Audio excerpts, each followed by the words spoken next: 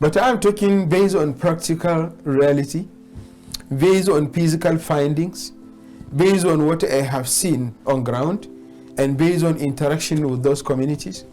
That is just a storytelling. Nobody will believe with Femi Adesina.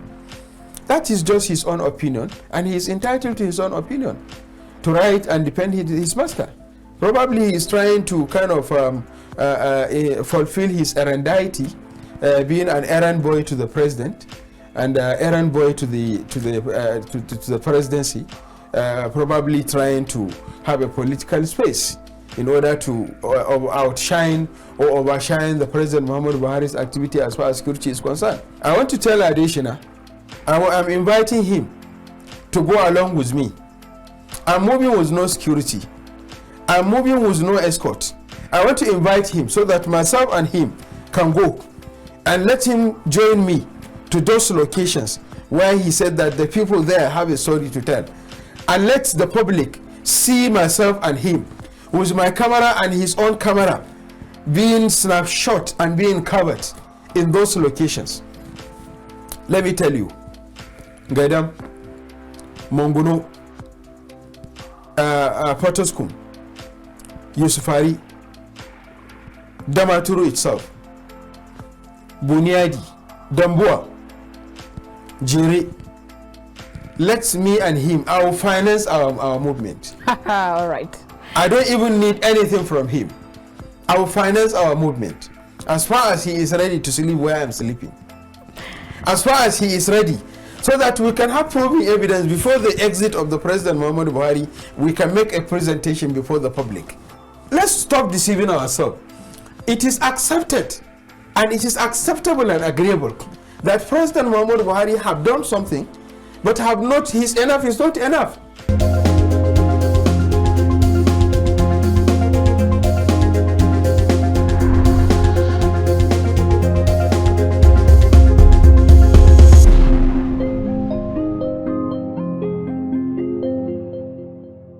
In the words of Dr. Michael Harris, an Israeli-American public policy scholar and university administrator, he once said, "Terrorism is adamant. Fight against requires endurance, specific counter-terrorism, intelligence, and swift operations."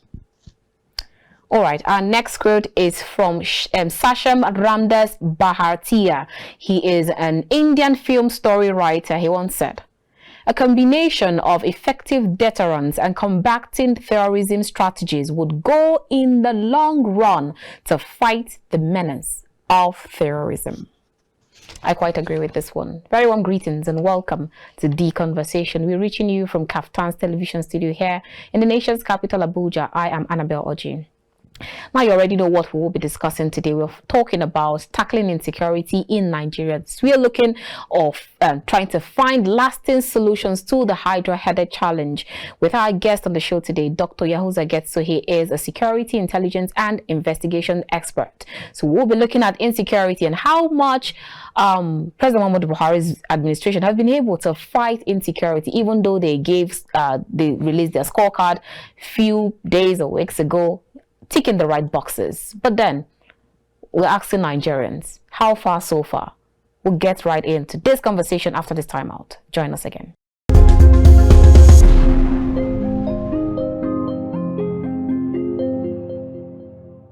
If you just tuned in, this is The Conversation. We are reaching you from KAFTAN's television studio here in the nation's capital, Abuja. Now we're talking insecurity, or securing the life and properties of Nigerians. With our guest on the show today, Dr. Yahuza Getso. He is a security, intelligence, and investigations expert. It's good to have you on the show today. Thank you, Annabelle. Thank you, viewers. Thank you for having me. Great, awesome. All right, so let's kickstart this conversation. I know that you recently made a journey to film events with regards to insecurity in Nigeria, its root causes and all of that. So kindly walk us through that journey. What were the experiences like? What things you saw? Well, the focus of the journey was to look after 9 items. I went out with 9 items agenda. Okay. One of which I want to understand more of the root cause analysis, more of the root cause situation, more of the root cause background, more of the root cause information from the macro level to the middle level and to the high level of what is really making the insecurity in Nigeria being persistent rather than being managed. That is one. Secondly, I also went round to checkmate the capability, the capacity, the ability, the confidence, the level of commitment, the passion, a kind of dedication or otherwise of the personnel, especially at the brackets, at the checkpoints, stop and search, as well as especially focusing most of the journey between September, October, and November up to December last year. I focused more on the divisional police offices and the checkpoint as well as the military cantonments. When I say not cantonment, really, the military units, especially at the camps in the areas at the macro down level where they were kept there in order to intervene in the against the to prevent and protect and provide security and secure the environments where they are at the wards level, the local governments level, as well as some other sub-units within the states, especially in the prone security LGS. In the northwest, in the north central, in the south, I even went far ahead to the southeast. So, and number 4 is also to see the level of commitment, performance, public awareness, public interest. And then number 5, to look at to assess the community participation for action in the security arena, for action in providing information. You know, the men and officers cannot work without information. So it is to test and assess the performance of the public in terms of providing those information and how the intelligence are utilizing it. And then number 6, to also checkmate the armed proliferation and the importation of arms and level of proliferation of arms in the society at the down level, at the macro level, at the local government level, at individual level, and even understand what is the perception of the community that are being served by this security for the services being rendered by the 27 security agencies that we have. And number 6, also to checkmate, to double check, to follow up on the synergy, the collaboration, the partnership, the corroboration, the teamwork spirit, the rivalry, the performance of the rivalry between security agencies, and its impact and effects on the performance of the errands, or rather the terrorists, or rather the bandits, or rather the IPOB.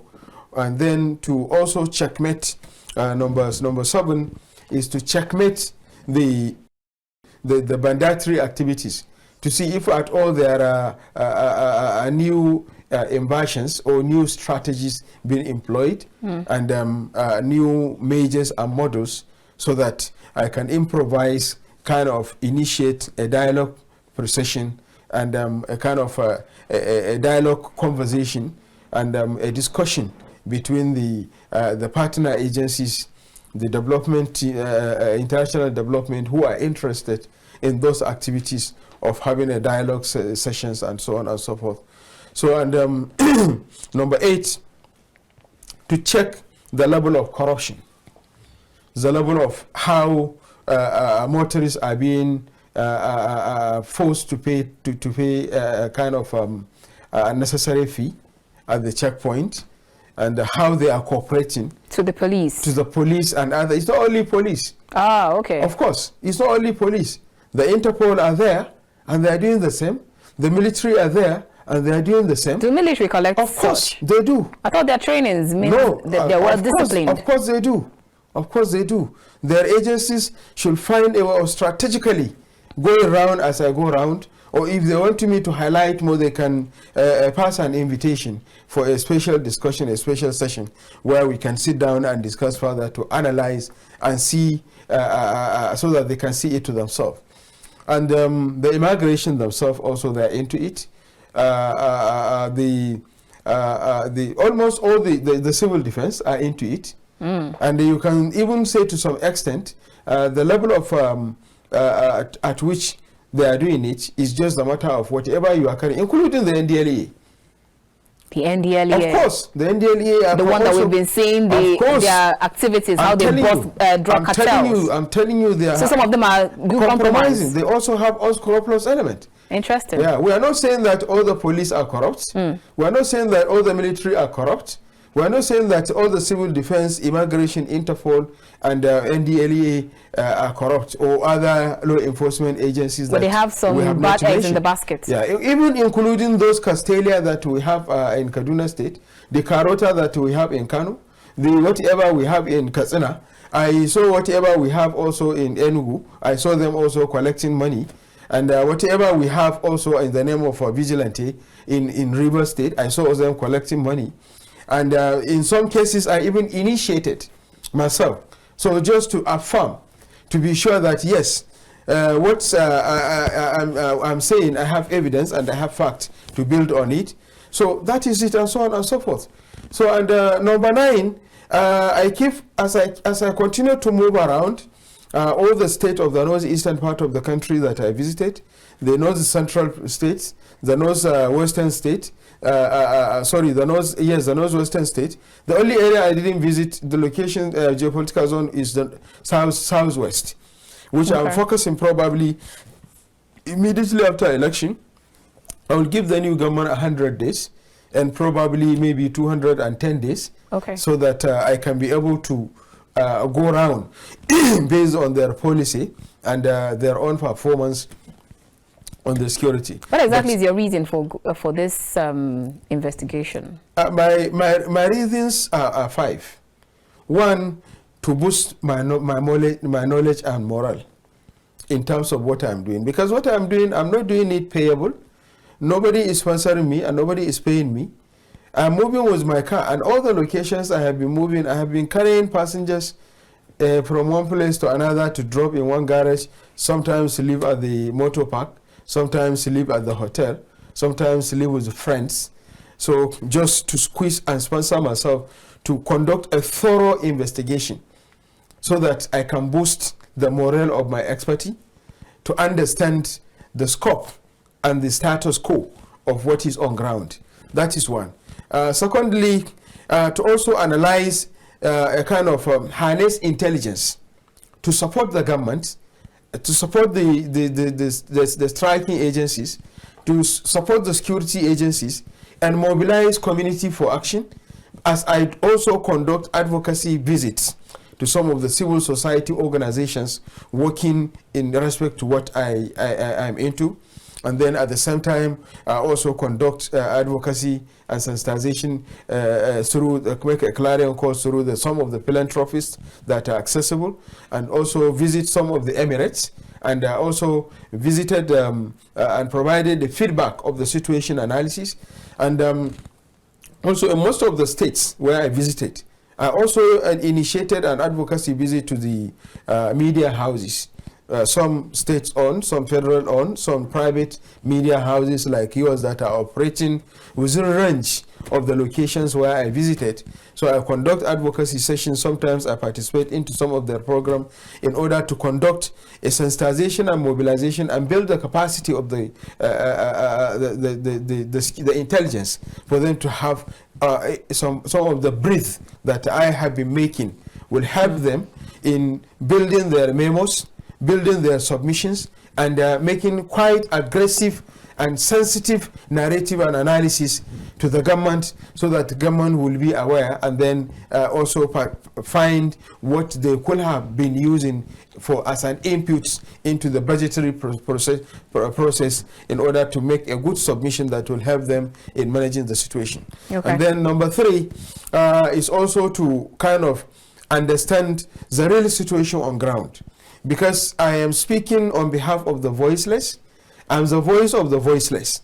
So being the voice of the voiceless, I must have evidence, I must have facts, I must have figures, I must have reasons, I must have seen the situation. Then I must be ready to have made myself and my life vulnerable, kind of to expose myself into a number of dangers, and left my family, my children, my relatives, my well-wishers, and other activities that I'm supposed to do. Okay, and then finally, to kind of impute to the government in the process of finding an ending solution to the lingering situation that government have not been able to manage, which I believe that the Nigerian security, the chaos, whatever it is manageable. You say Nigerian government have not been able to manage. Few days ago, I think we saw a headline saying that President Muhammadu Buhari has been able to combat, has kept his promises with regards to fighting Boko Haram.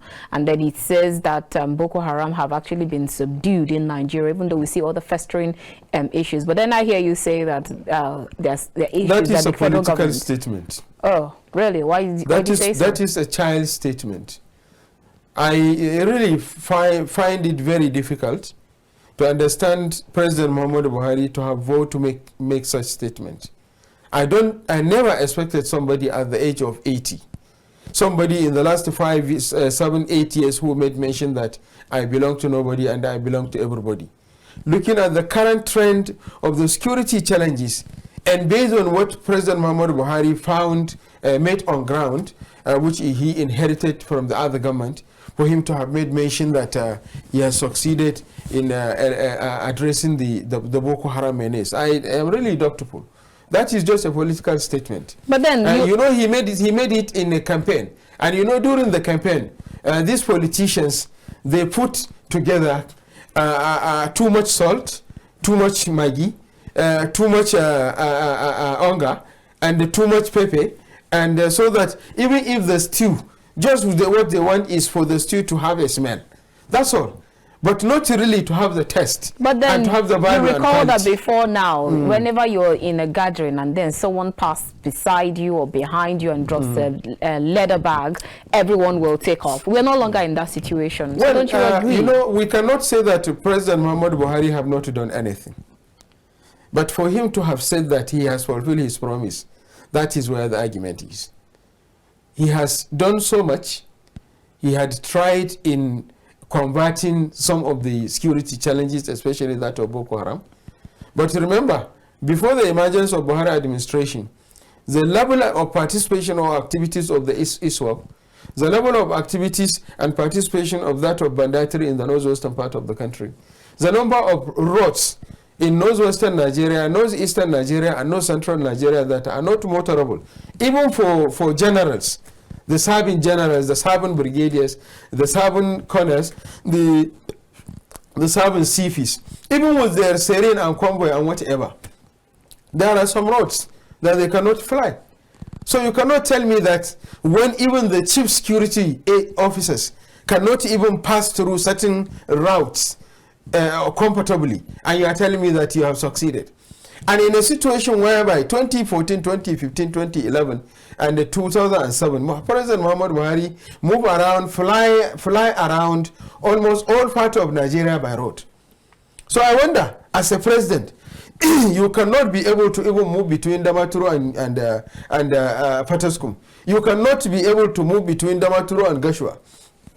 You cannot move between Damaturu and Yusufari Birmari Gaidam and Bunyadi Bunigari, Buratai Miriga, Biu, Yimishkira, Hawul Shafa, Mairama, and Kwajafa, down to Garkida, to Gombi, to Hong, to Song, to Maiha, Madagali, Michika, Dikwa, Chibok, Mandara area, and alike. And then you cannot even be able, you can go to Sokoto, and from Sokoto you cannot even move by road to Gusau to console, to condole the people in Gusau, simply because you are afraid, you are scared, you are not comfortable. As a president, the chief security officer, commander in chief of the Federal Republic of Nigeria, and you have the confidence and God to come and tell people that you have succeeded, you have fulfilled your promise. That is just a storytelling. That is a political statement. That is a campaign word, but not really actually the reality. Okay. I am so shocked to see somebody at the age of 80 making such a statement, despite the fact that he knows what is on ground, and we have been making these assertions that it is unrealistic. We are not saying that the personnel or the 27 security agencies that we have in the country have not done well or have not done anything. If they have not done, if they have done nothing, if they have not done something, if they were not making efforts, if there were no contributions and attributions into the result that we have, they wouldn't have been able to have achieved. I wouldn't have been able to leave my house to come to this place. But remember, even the FCT here where we are, it's not even a safe and secure place, simply because of so many reasons that we have. All right, still on that statement. Now you have the presidential spokesperson, Femi Adesina, said that if we hadn't had a person like Buhari in 2015, Nigeria may have been wiped off the face of the map by now. And okay, I'll read some of the story. It says the special advisor to President Muhammadu Buhari on media and publicity, Femi Adesina, has said that the president is the reason Nigeria is existing amid the level of insecurity in the country has been pledged with. According to him, the people of the Northeast have good stories to tell today, owing to the bravery of the President Muhammadu Buhari's administration in fighting the insurgency that almost crippled the region. Lengthy article right there. What are your assertions to this? You know, Femi Adesina is a journalist and a writer, and I know he used to have a number of columns. So he's entitled to his own opinion, but that is his own opinion in the villa. But I'm talking based on practical reality, based on physical findings, based on what I have seen on ground, and based on interaction with those communities. That is just a storytelling. Nobody will believe with Femi Adesina. That is just his own opinion, and he is entitled to his own opinion, to write and defend his master. Probably he is trying to kind of fulfill his errandity, being an errand boy to the president, and errand boy to the presidency. Probably trying to have a political space in order to outshine or overshine the President Muhammadu Buhari's activity as far as security is concerned. But I want to tell you, I want to ask you a question. When was that presentation made? Few days ago. Few days ago. I want to tell Adesina, I'm inviting him to go along with me. I'm moving with no security. I'm moving with no escort. I'm moving with no ordinary razor blade. Well, on the key of my car, I have a razor that I use in order to scratch the, what do you call it, maybe a guava, or maybe cucumber, or a garden egg when I got it that I want to eat. Yes, of course, I have that one. So that nobody will say, somebody will not say that he checked in my car and he saw a knife. Yes, of course, I have that small knife that is attached to my key. So, but I am inviting Femi Adesina to know the eastern part of the country. I want to mention... Is it not eastern part that he actually talked about? Yes, the some is that he talked about. I want to invite him so that myself and him can go and let him join me to those locations where he said that the people there have a story to tell. And let the public see myself and him with my camera and his own camera being snapshot and being covered in those locations. Let me tell you, Gaidam, Monguno, Potoskum, Yusufari, Damaturu itself, Bunyadi, Biu, Howell, Shafa, Gwambi, that's 10, Hong, Song, Maiha, Michika, Madagali, Askira Oba, Chibok, Dambua, Jiri, let me and him, I will finance our movement. All right. I don't even need anything from him. I will finance our movement as far as he is ready to sleep where I'm sleeping. As far as he is ready, so that we can have proving evidence before the exit of the President Muhammadu Buhari, we can make a presentation before the public. I'm sure that there are other distinguished personalities, Nigerians, who will be ready to volunteer to take the responsibility of maybe hiring a hall for us at Sheraton or at the one of the Lagos theaters or one of the Rivers theaters or one of the Abuja theaters or at the Hilton, so that I can make a presentation of myself and him being covered, so the world will see. I'm sure all the news agencies, local and international, will come and witness that the outcome of our visits. So from there, from the voice of the people, from the responses, we will know, and the public will know, and everybody will know, and Adesina will know that he is just telling story and telling lies in the stories that he has, in what he has narrated. Let's stop deceiving ourselves. It is accepted, and it is acceptable and agreeable that President Muhammadu Buhari have done something, but have not, his enough is not enough.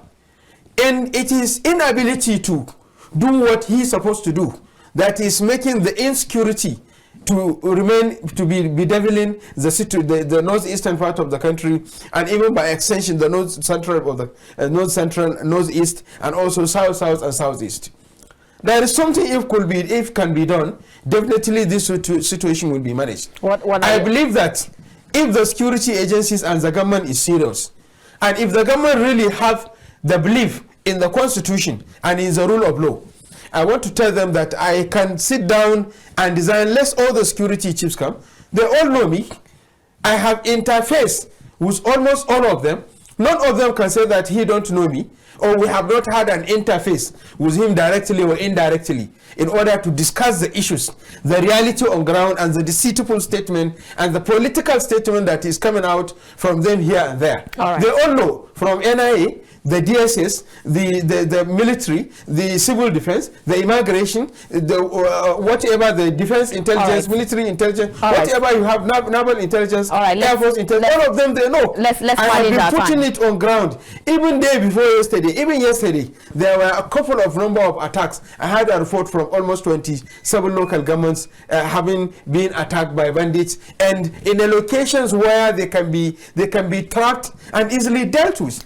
Because I know almost all where the units are. I can tell you, if I put a paper, I can show you locations where all the military units are in almost all the local governments in north central, northwest, and northeastern part of the country. So some of the distress calls that have been made by those who were affected in their communities, the response was normally came after what I call AA, that is after action review. That's the attitude of Buhari administration, and that is the attitude of most of the security agencies. It's after action review. All right. Let's go on a quick break, and when we return, we'll definitely expand this conversation. We'll see you shortly.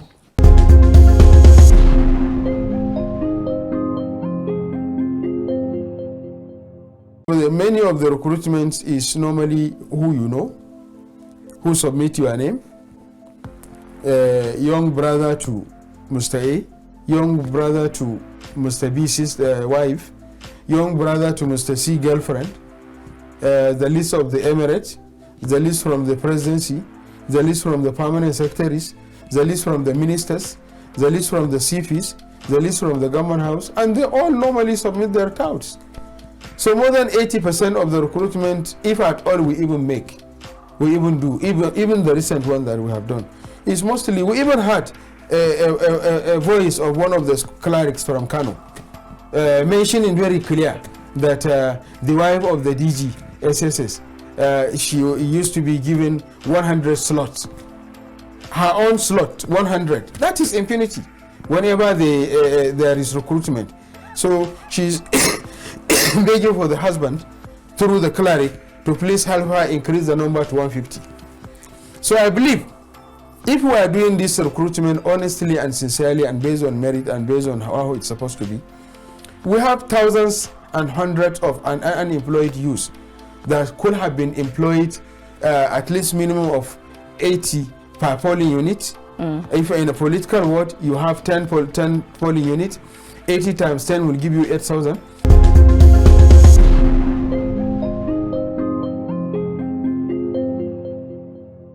If you just joined us, this is The Conversation. We're reaching you from KAFTAN's television studio here in the nation's capital, Abuja. If you just joined us, you've actually missed out on a whole lot, but then you can still join in the conversation. So I guess on the show today is Dr. Yahuza Getso. He is a security, intelligence, and investigations expert. All right, before we went on that show, we're actually talking about reviewing President Muhammadu Buhari's scorecard and then some of the statements that we've heard from the president and then the presidency, and then just opposing it with what you have seen on ground when you went for your investigations and duties.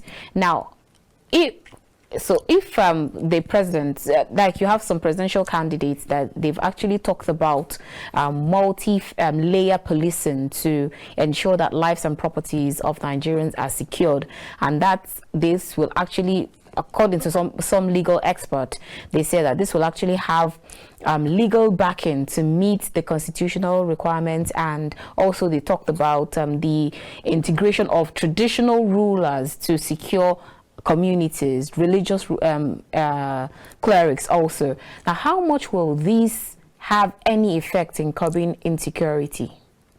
Well, that will be a very good one. But I don't understand the integration of the traditional authorities.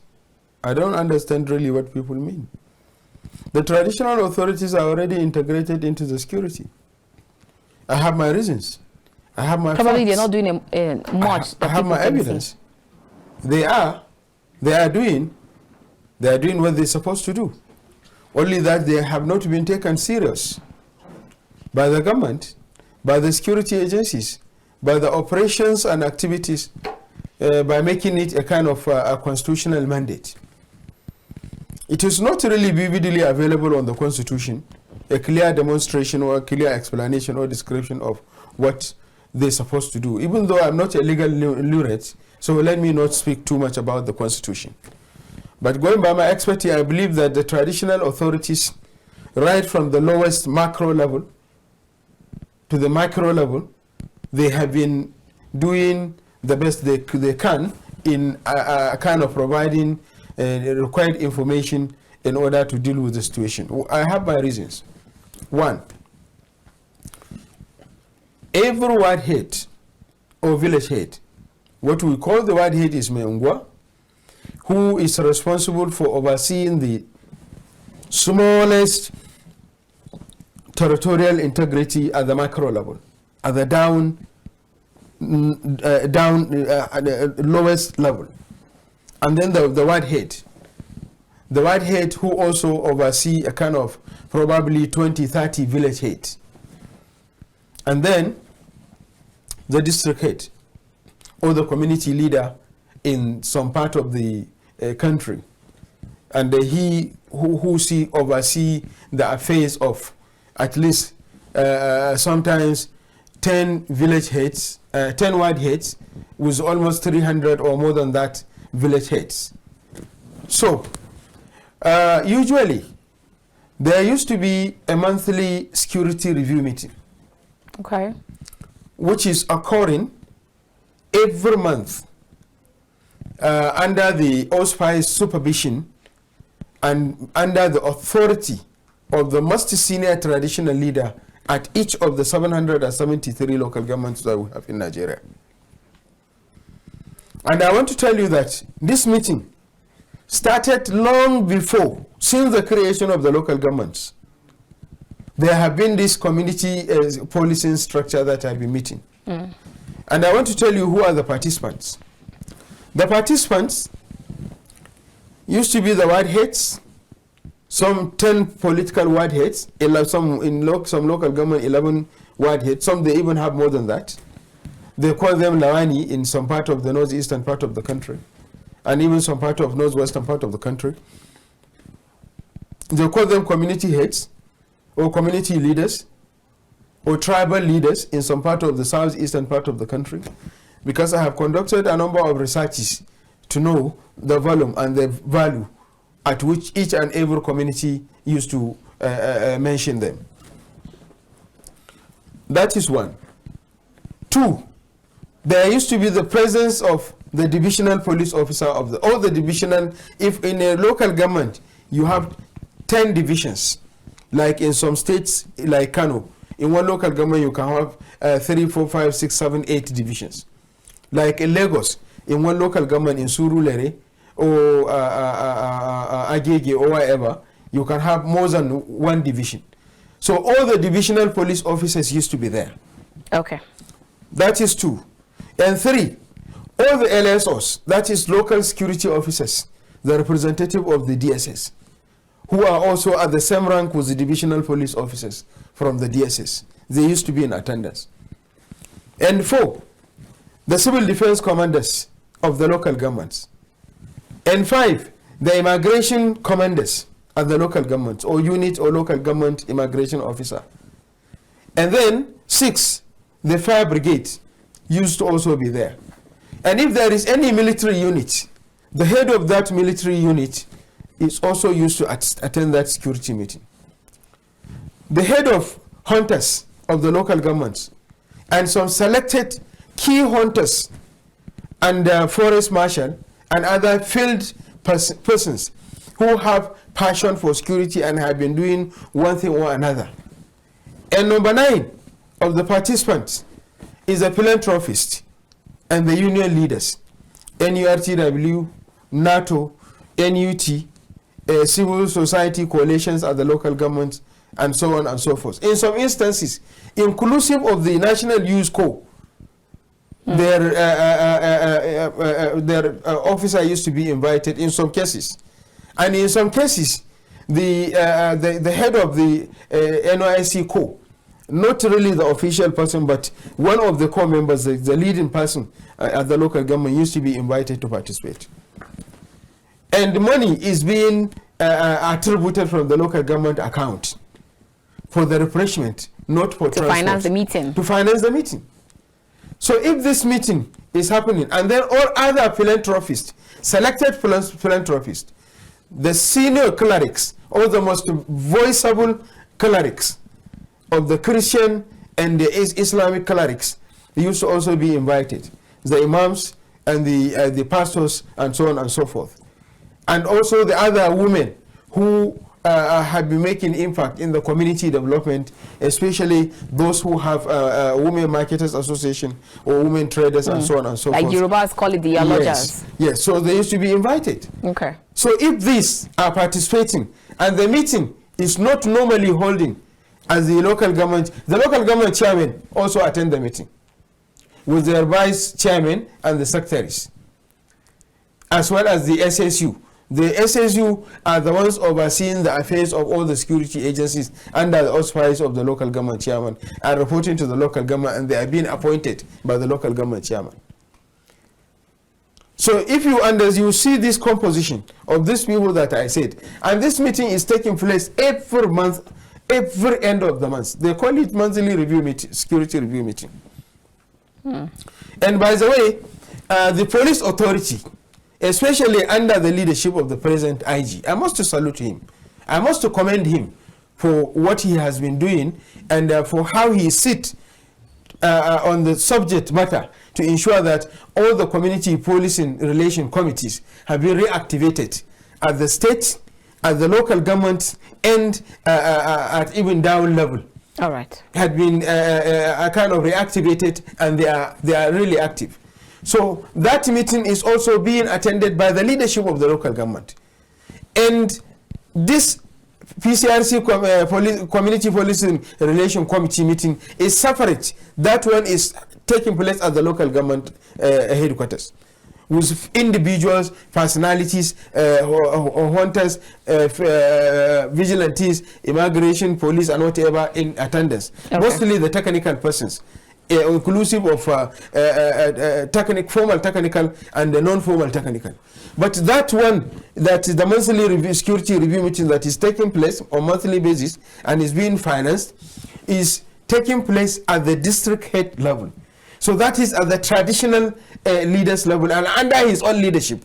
At that time, when local government chairman is in his office, is in the office of the district head, as at the hall wherever they are having the meeting, the local government chairman is answerable to the leadership of the district head. Okay. So the traditional authority are the district heads. So how can somebody tell me that it needs the integration? That there is which integration? All right. This is the highest level of integration. And whatever the submission is made, I want to tell you, the ward heads usually bring in paper, not verbal. In paper, they make a submission of the security narratives. What happens between 1st day of January to 30th January 2023 or to 31st to the date of the meeting. They will make a narration, and if there is any special report, after presenting the submission, the submitted paper, they will also raise up their finger and make a statement. And there used to be a secretary to that meeting. And the DSS are taking note. They're taking minutes. Immigration are taking note. Police are taking note. Civil defense are taking note. Forest marshal are taking note. Hunters are taking note. Okay. Imams are taking note. DSS are taking note for them for onward forwarding to the state director. Divisional police officers are taking note for onward forwarding to the area commander, area commander to the CP, CP to the AIG, AIG to the DIG, DIG to the IG. So if we have this channel of command, and likewise we have the same narratives, inclusive of the prison administration, they also used to be in attendance.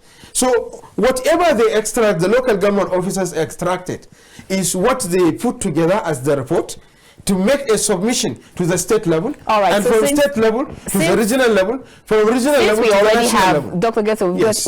we get you. Since we already have this synchronization of everyone in the in trying to curb this insecurity now. Now let's talk about the recent Edo train attack, where over 30 passengers abducted and then some sustained injuries and all, and yet it was reported that the train station they have their police, they have their vigilantes, they have their hunters, but then thankfully most of them have been reported to have been rescued. Someone actually corrected me not to use released but rescued. Commend the Edo State Command and then the governor. But my question here is, are we ever going to move away from that reactionary place to being proactive? Because it took Edo State JTF and the security officials less than 2 weeks to swing into action and rescue these victims. But then the Abuja-Kaduna train attack took over 5 months, 6 months. Still, in fact, at some point, we're still counting on. So many people had to get involved into it. So does it actually mean that security, as a security consultant, what does this actually mean to you? Does it mean that in one part of the region, the security officials, the JTF, even the chief security officer of that region, of that state, they're being more proactive, while on the other region, they're just being reactionary? Well, I want to tell you that it is because the government refused to do what is needful, what they're supposed to do. In the case of the Edo, I think the CP says it's 20. So I think you should stop saying 30. He came out to say that no, it is. Yes, he came out to say that it is 20. But that is an insult. That is a slap on his face. That is a minus to his office. Like you say, one injury to one is injury to many. Of course, because even if it is one person, it's an embarrassment to Nigeria before the international community. It's an embarrassment to Nigeria in the cycle of diplomacy. It's an embarrassment and slap to Nigeria in the cycle of African unity. Maybe we are just keeping the record straight. It's an embarrassment and a slap to Nigeria in the eyes of whatever you may look at it. He was just trying to keep the record straight, I guess. That is also a kind of creating a kind of an enabling mobilization, a kind of encouragement and motivation to the criminals that when you come next time, try to kind of kidnap much more. Well, what happens in northern Nigeria is a negligence. And even that one that happens in Edo is a negligence. Of course, there may be some internal sabotage. Because I want to tell you that none of the criminals in northern Nigeria that is not known, his whereabouts is not known. I was reporting to one of the agencies, which I cannot mention in the public. I reported to them, and a distress call that has been made to me and to the security agencies also. I want to tell you, out of 25 most wanted people that the government made mention, all of them, we know where they are. All of them, the divisional police officers know where they are. The local security officers know where they are. The civil defense local government commandants, they know where they are. So what is stopping them from quitting or curbing this insecurity? That's to tell you how unserious the government is.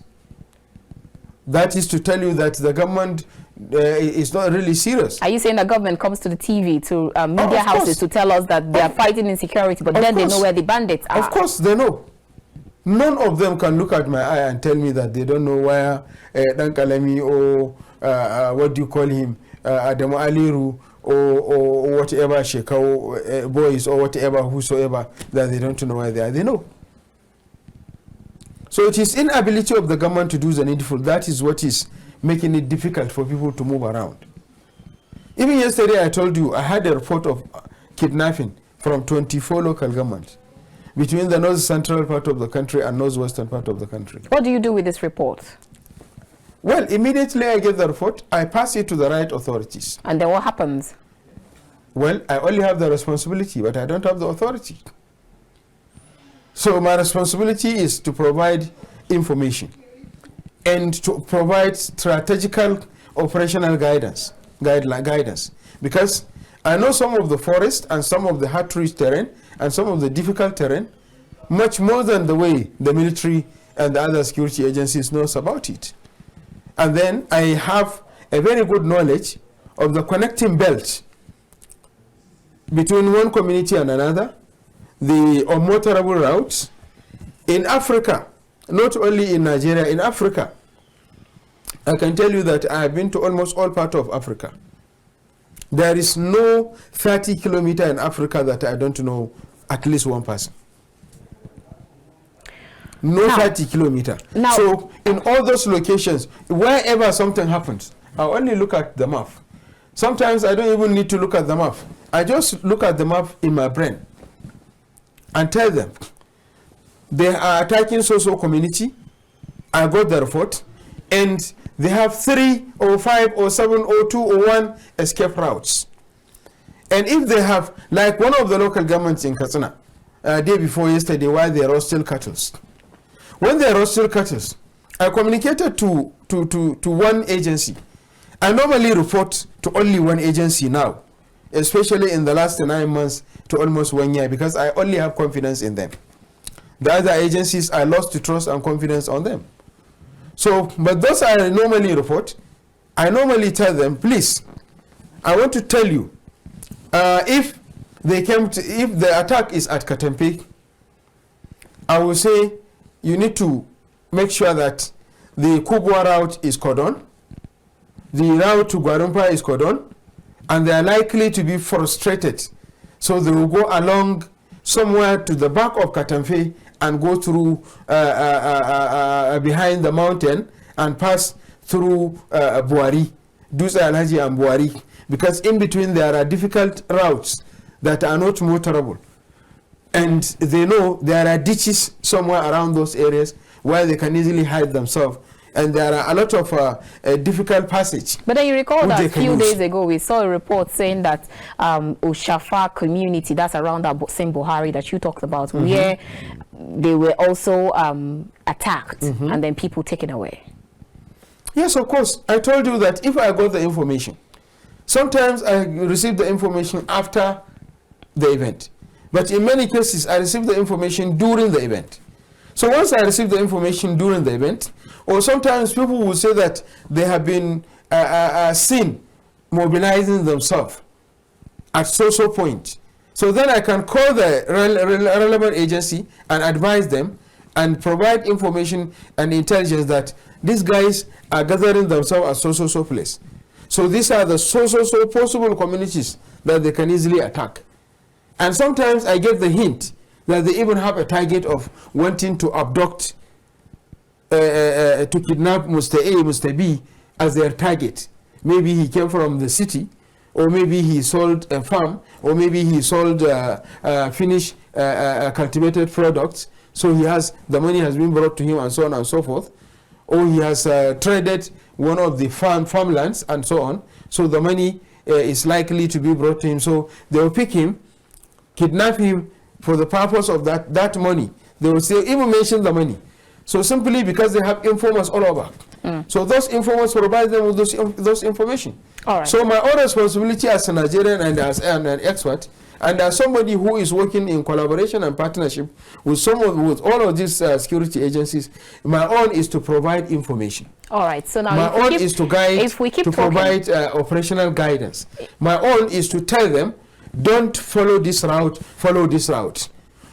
Target so area, they are going to pass through A, B, C, D, and they are going to bounce at so community. All right, so if we keep talking about synergy between the joint task force, now security experts will say that they keep harboring on the use of hunters and then community policing and all.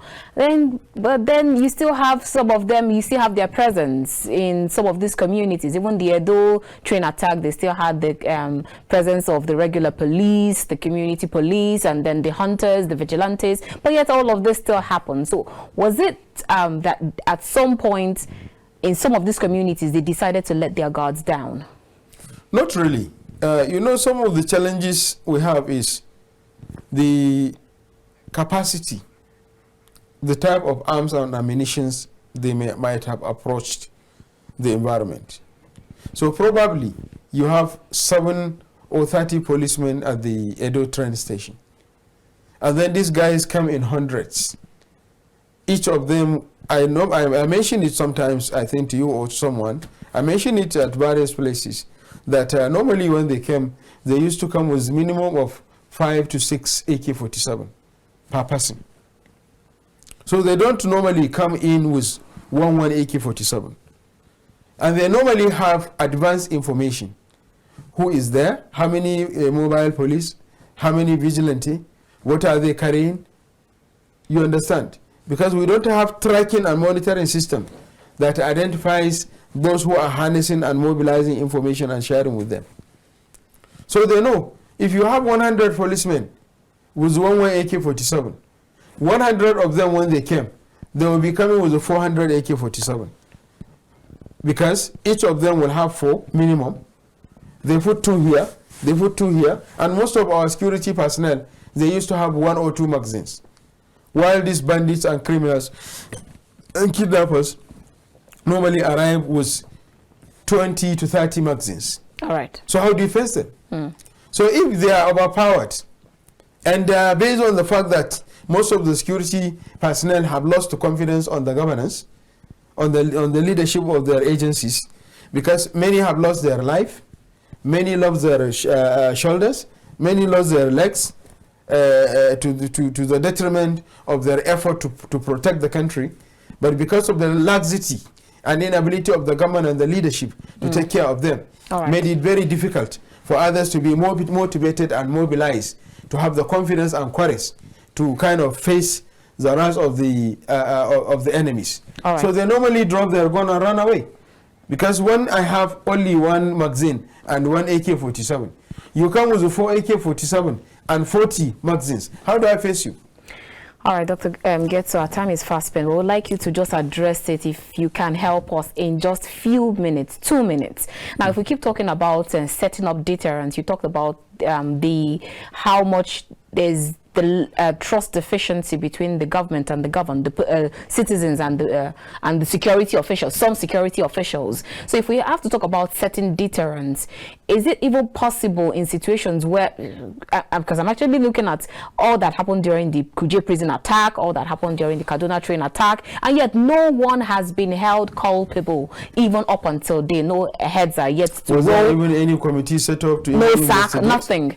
And then so with all of this, no punitive measure, with all of this, the terrorists are still even at large. So how really serious are we to stem this tide? That's one on the side, because if you look at the story that happened with regards to killing a particular staff of Central Bank of Nigeria, where he was killed, his family, and then some of them were kidnapped. And I think it was in Ogun State. And then also at some point we even heard that the suspect that was jailed escaped prison. And they also heard of a particular killing of a legal practitioner in Lagos who was pregnant, and then that is still looming. So does it actually mean that we don't focus on the kind of police, the kind of security officials that we employ?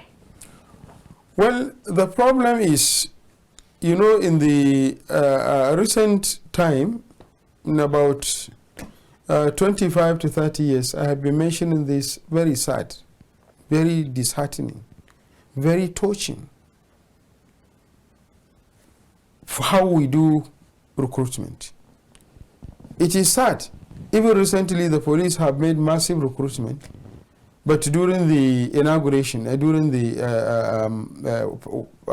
passing out parade, almost all the AIGs mentioned that they were recruited because of the election. So, which means that government doesn't even care about the future of the security of the lives and property there after the election, because that is their business.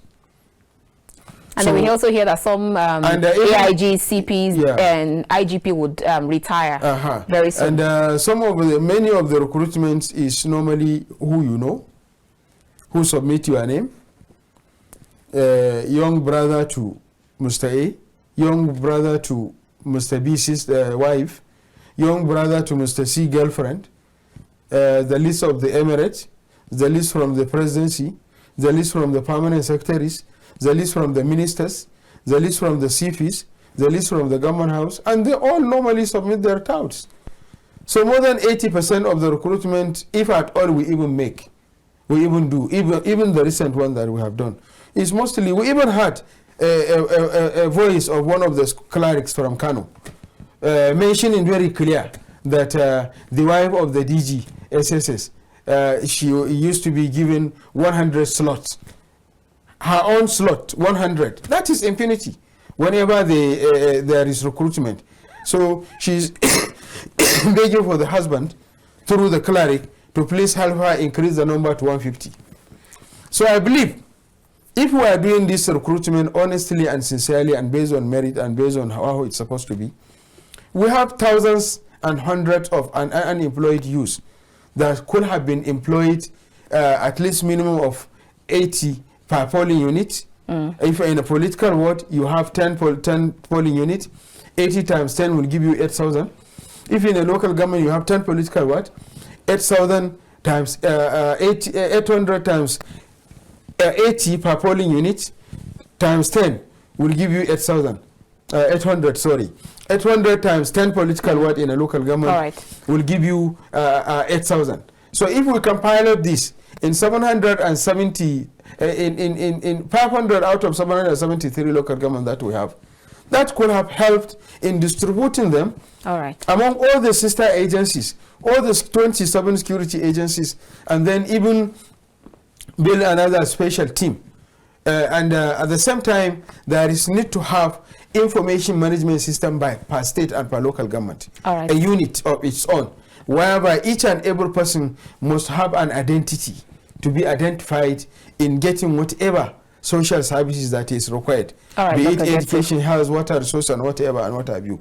So with that, it's very easy to identify the criminals and find a way of doing the right thing. Thank you. Thank you so much for your time with us. Our time is fast spent. We wish we could actually go on and on and talking about insecurity. But then we just hope that there are sometime, anytime soon, in fact, sometime soon rather, that we can actually come to talk about insecurity, and then we'll be able to say very good things about how much our security officials and security experts have been able to synergize to fight this menacing reports. Thank you. Thank you so much for your time with us. All right, viewers, that's where we end today's conversation. We have been chatting with Dr. Yahuza Getso. He is a security, intelligence, and investigations expert. And it's been a wonderful time here on The Conversation. I'll see you again next time. Keep watching The Conversation, because you're not sure of what my next topic will be until that day. Until I come your way again. From the nation's capital, Abuja, I am Annabelle Oji. God bless you and yours. And God bless Nigeria.